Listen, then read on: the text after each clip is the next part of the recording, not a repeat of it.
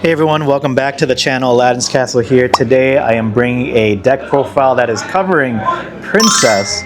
It has been a while since the Princess archetype has seen any type of action, and with this set you obviously saw so much support given the Aurora combos and all these other Princess reveals that have so much synergy together, and I'm so excited to bring this to you guys. It's not super meta right now, but early talks of the meta had yellow, blue was circling around, and a lot of people are building these aggro builds. This one's a little different. This one's a little bit more mid-rangey. I do kind of ramp a little bit so I could play my higher cost characters, and it's kind of to help battle the meta, which is obviously this, I guess, square format with amber steel, purple steel, blue green, and blurple. So there are some cards here that are specifically for those matchups, because I don't think you could really play this in a local that has all competitive decks, but it could still at least win some of those matchups if your locals has a mixture of casual players as well as some competitive players. But I do not recommend this deck for the super competitive win a box tournaments or set champs maybe, but it does have a really nice look into it, and I think it has a good foundation that if you guys are brewing this or taking a look at it, at least you guys could probably expand on this strategy. So we're gonna start off with the one drop cards. I'm running Aurora. This card is one of the bread and butter cards of the new set for this Princess synergy. She says whenever this character quests, you may pay one less ink for the next Princess or Queen character you play this turn. So obviously in Amber Steel, you have this going into Tiana, which is also broken, and being able to do this on the play is so strong, and I think you could do that with this, and also even the Shift Aurora, which you do play because you play Sapphire. The other one drop you run is Basil. Basil has seen its mark in certain Sapphire decks, especially being able to trade with other characters, and Blurple, the mirror matches, comes down to some of the trades sometimes outside of like the Hades removal. And also the support tag on here is relevant for certain cards in your deck to kind of help take out some bigger threats, which you'll see in a bit. And sometimes you'll need that extra support to take out like a Daisy or just some of the steel cards that have high willpower. Next, I am running a shift, or not a shift, a ramp version. So I'm playing Tipos and Sails. This is the also bread and butter card for all the ramp decks, especially Blurple. I want to be able to hit, turn 5 with a lot of really good Princess cards and characters a turn earlier. Maybe even being able to shift Aurora also a turn earlier as well, or 2. And being able to ramp and keep up with some of your opponent's ramp is also really strong. And Tipo can also ink your uninkables. I don't run too many uninkables. I'll put the uninkable counts on the screen over here, but it's also nice as an option. And then the other 2 cost cards that I run is Be Our Guest.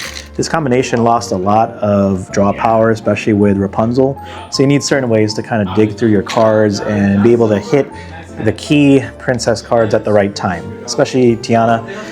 This card is so strong. Be Our Guest, you could look at the top 4 cards of your deck. You may reveal a character card and put that in your hand, put the rest at the bottom. I think it is good as a 2-of to help get your right pieces. Next is 4 Tianas, and as you can notice, 2 of them have a shade difference because they are proxies. I do not own 2 Tianas, and I'm not going to spend $35 to $40 on it. I don't see myself playing Amber unless the meta changes and shifts to super control heavy meta with just Blurples and blue greens maybe. But Tiana is there to kind of just really annoy your opponent. Whenever a character of yours is challenged while this character is exerted, the challenging character gets -3 strength this turn unless their player pays 3. It's really hard for your opponent to challenge into this. They have to get rid of Tiana and then kind of go to town. But Tiana is really strong with the Aurora combo, opening that up turn 1. A lot of you guys already experienced that, and if you don't have Tiana, answer, you need it, Into the Unknown, Sisu, whatever you need to get rid of her. Moving along, Mulan. She is a 3-cost character. She's also a princess, but she does have that support, which you'll see in a bit. Why I run some support cards. Quest for 2, so it's kind of like a an aggressive card, so to say. Like a lot of your princesses will quest for 2 to 3, so it's a really cool card to just kind of get your opponent to think about taking out. And then part of the reason why I'm running all the support characters is because of cards like World's Greatest Criminal Mind. Banish chosen character with 5 strength or more. And this is mostly to target the blue-green decks that run Clarabelle, that run John Silver, that run Basil. All those characters are high-strength characters, and you could just sing with Tiana and just get rid of it without having to put too much resources into the deck. It's really bad against stuff like Amber Steel, because obviously their strength isn't as high. You could get rid of some of the annoying characters with the 3 strength, but that's why you run the support cards, to give your opponent's characters support. And because the support line says whenever this character quests, you may add their strength to another chosen character this turn. It doesn't have to be your own, it could be your opponent's. So Basil and Mulan is now giving an extra 2 strength to their 3 strength Dumbo, their 3 strength, who knows, like any type of character that's relevant, that's outside of the lines of Greatest Criminal Mind, you could just get rid of. So it kind of serves as a hard targeted removal for certain decks, which you'll need in this matchup. Then 4 costs, I run 4 Kita. Kita helps you ramp up to the 7 cost Stitch if you need to ramp twice with Tipo. Kita, then you should hit your 7 drop Stitch. He's a big character to get rid of, but the point is getting some card advantage through Surfer Stitch. And Kita does have Ward, so a lot of the targeted removal gets around that. And she's a princess, and you can look at the top 2, so it's kind of like a lot of value in this specific deck, which you could also play this on turn 3 with Aurora, or you could play this with also turn 3 with either doing Tipo or Sail. The other 4 cost character is Minnie. She is a new character from set 9, Dreamborn Hero Princess, 2/4 quest for 2. Your character's named Mickey Mouse, gain support, which I don't run in this build, but you can if you wanted to. But also her other ability, Bye Now. Whenever this character quests, you may banish chosen exerted character with 5 strength or more. So she's almost like a built-in World's Greatest Criminal Mind. So along with all the support cards, you have a good chance of getting rid of those big, high, beefy characters. And just automatically questing and removing a character is a lot of tempo for your deck. Okay, onto the 5 cost characters now. Some Princess Synergy, Aurora. She gives your other characters Ward, and in certain decks they just can't out double Aurora. And being able to shift this turn earlier, or just being able to ramp into her so that your other characters are protected.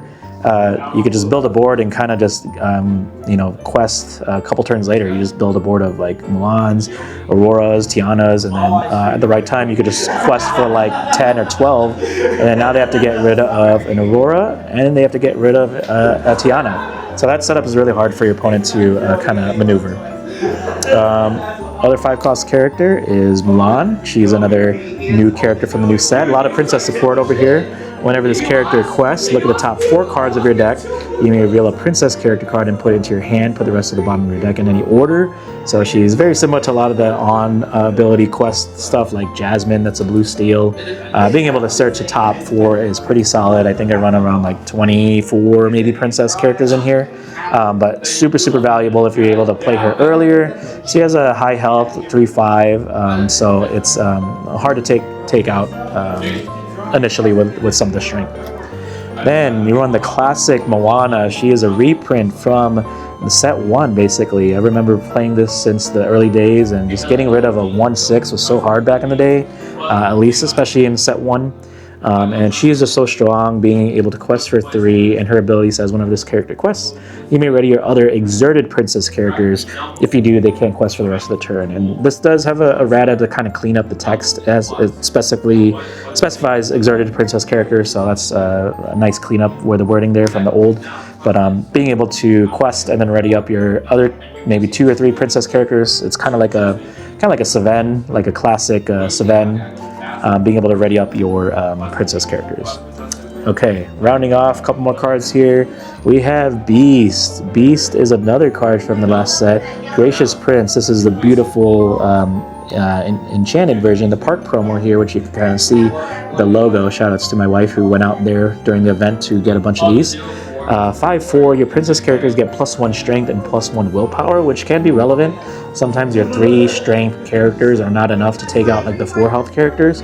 So it's really nice to kind of have some trade value when you quest. Now they have to run into your boosted up statted princess characters, which is nice. And the 5/4 is really strong too as well. It could take out those pesky 5 health characters from your other opponent, John Silver's, and all that. A couple more here. 2 Baymax. I really like Baymax in a meta that has a lot of high willpower characters and stuff like Brawl doesn't exist, Medusa doesn't exist, so cards like this have a high chance of survival, and it just really puts a lot more reach in this deck where you have a lot of lore with your princess characters. You could ready it up with Moana, and then you could heal the damage too as well. You could challenge if you want to. Actually, you could give support to your characters, then challenge, and then heal with Baymax, so that's pretty nice. So there's some value into putting some of these cards together with support, with some of the healing and some of the lore gain in here, and you could kind of play around, and your opponent has to try to get used to some of those play lines as well. But yeah, quest or play, you remove a 2 damage and you gain lore to each damage that you remove. It could kind of get you there. It's almost like a mini goat.